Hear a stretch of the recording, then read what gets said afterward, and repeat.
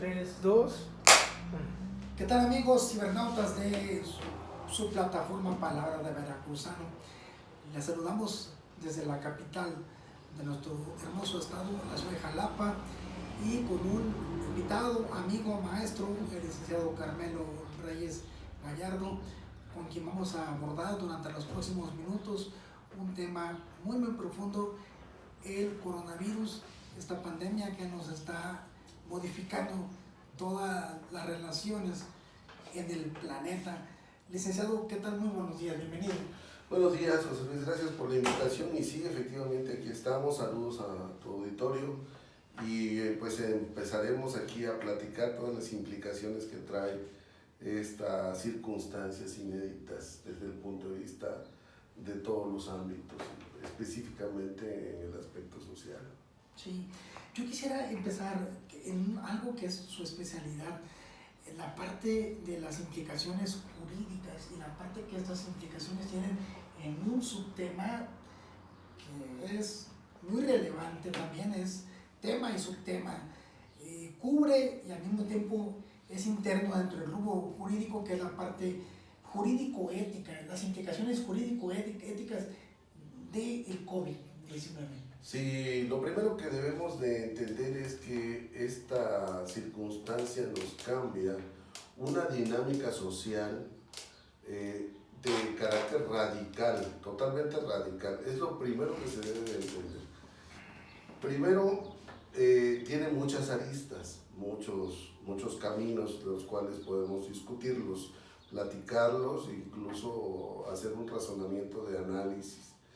Creo yo que desde el punto de vista bioético, los derechos humanos se ven impactados en el sentido, el otro día analizaba yo, de que decían que si los respiradores, no hay suficientes respiradores, tendríamos que dárselos a un joven, y el viejo que tiene menos posibilidades de subsistir, pues tendríamos que prescindir de esa vida en una circunstancia ya de nivel 3 o nivel 4, ¿no? Sí. Entonces sí es grave ello y podría generarse en plenitud del avance de los derechos humanos que ya tenemos una distinción entre qué vida vale más y qué vida vale menos, cuando todas las vidas veníamos pensando que todas las vidas valían igual. Entonces esta circunstancia nos hace replantearnos esa postura ética, jurídica, en el sentido de que el derecho a la vida para todos es igual. Ahí hay una circunstancia que vamos a mencionarla, es muy importante. La evolución de la pandemia es por fases, desde la perspectiva oficial. En el país estamos en la fase 2, esto es cuando ya empezó el contagio comunitario. La primera parte, la fase 1, fue cuando llegaron los contagios desde gente que había estado en el extranjero. Después ya se quedaron aquí y empezaron con contagios locales. Viene la fase 3, la fase 4, la fase 5 e incluso se habla de la fase 6. La fase 3 probablemente estaremos entrando a ella en mayo, en el pico de la pandemia, que se habla del 8 o 9 de mayo, cuando ya habría una explosión de contagios. Pero es importante este razonamiento, este planteamiento que hace el licenciado, porque en primer lugar deseamos no llegar a eso, pero en el caso de que lleguemos a eso, se ha puesto en la mesa de discusión de manera muy polémica la bioética que tendría que regir el comportamiento de los médicos en un caso extremo de que ante la falta de capacidad, de camas, de médicos, de ventiladores, se tenga que llegar a ese extremo de decidir estos viven, estos no viven. Un tema que al hombre lo coloca filosóficamente ante la discusión ética de, por un momento, ser una especie de Dios. Es bastante considerable hacer ese razonamiento y tocar ese tema, en razón de que las posturas bioéticas y sus reglas, porque se argumenta que estas reglas ya están hechas. y que esa decisión que tomara el médico ya vienen establecidas y dictadas con anterioridad. Hay que recordar en qué anterioridad, es antes del 2011, y creo que así fue, porque en el 2011 desarrollamos aspectos de progresividad en materia de derechos humanos que según el principio no pueden dar marcha atrás. Esto generaría una nueva corriente de pensamiento. Si entramos en pensamientos que con anterioridad fueron establecidos desde el punto de vista bioético, entonces estaríamos regresando a esa etapa en donde el pensamiento se manejaba a través de los que producían. Un viejo, una persona adulta mayor, ya no produce y estaríamos en ese pensamiento, cuando en realidad nos apartaríamos del derecho humano a la vida que a cada uno le corresponde. En ese sentido, creo yo que la discusión da para bastante razonamientos argumentativos, pero sobre todo un cambio de paradigma filosófico, es decir, el poder que tienen los grupos que están en el poder, valga la expresión, son los que van a decidir realmente quién vive. Vive el joven por productivo y el viejo que no lo es debe morir. Entonces, en ese sentido, creo que la vida deja de tener la equivalencia en relación al pensamiento que nos avanzó en el 2011 con los derechos humanos, y nuestros derechos empiezan a estar manejados no a través de un principio de inherencia de la dignidad humana, sino a través de la aceptación de la colectividad que gobierna, que tiene el poder para ejercer la extinción de la vida.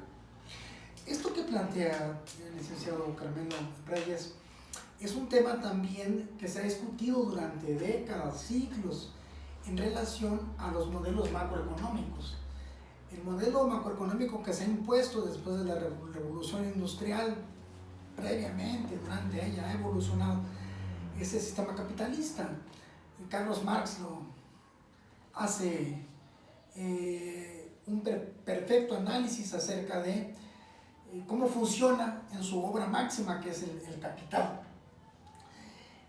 Pero después de la derrota de el modelo socialista, comunista, impuesto en la Europa oriental al final de la Segunda Guerra Mundial, en 1989, recordará usted, se cae el muro de Berlín y se demuestra el fracaso de ese modelo, y el modelo capitalista se queda como único en el mundo, con sus ventajas, demasiada productividad, y sus desventajas: una sociedad consumista, una sociedad egoísta, una sociedad mezquina, y una sociedad que en la práctica ha demostrado su ineficiencia para ser justa de siempre, pero particularmente en esta época, y el COVID la está desnudando, ¿no? No estamos preparados para ser justos a la hora de atender a todos por igual, y entonces nos estamos colocando, no obstante el progreso macroeconómico, nos estamos colocando ante esta situación de que, ¿qué creen? No hay suficientes ventiladores en todo el mundo, ¿no? Y los que hay, las grandes potencias, los están manipulando, comprando, vendiendo caros, etcétera, ¿no? Sí, los protocolos de los sabios de Sion dicen que cuando las masas son ciegas, el líder los guía. Y en este caso, los líderes de los diferentes países son los grupos en el poder, que incluso existen aglomerados y conjugados en el sentido de que toman las decisiones por todo el grueso de la población, y que corresponde a ellos, les corresponde también una parte de la responsabilidad humana, una parte de la responsabilidad que no generaron en su tiempo y en su momento. No es que falten ventiladores para poderlos dar a la población, no porque realmente haya sido de imposible realización, sino porque los que debieron haber hecho y prever este tipo de situaciones y no amasar la riqueza del mundo en solo el 1% de la población, debieron haber previsto y haber hecho lo correspondiente para este tipo de eventos y efectos. Pero, sobre todo, si es provocado, como se dice dentro de la información que tenemos, que esto fue sintético, debió haberse previsto que si están los grupos de laboratorios de altas naciones creando este tipo de situaciones para la guerra o para la guerra biológica, también debieron haber previsto que esto podía salirse de control. ¿Será que tiene la población la responsabilidad del COVID o será que los gobiernos líderes tienen la responsabilidad y les alcanza una cuestión de carácter de reproche a tipo punitivo? Eso sería la pregunta básica, ¿no? Muy bien, nos quedamos con esta pregunta y con otras más que vamos a continuar a contestar en los siguientes segmentos. Vamos a un corte y seguimos con ustedes.